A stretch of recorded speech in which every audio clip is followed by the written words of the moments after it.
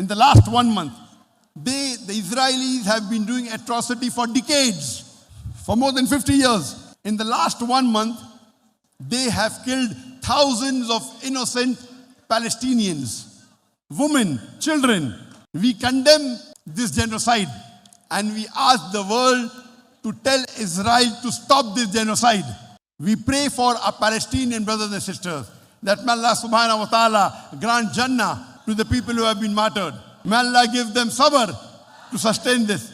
May Allah subhanahu wa ta'ala give them victory and raise them in Jannat Firdaus.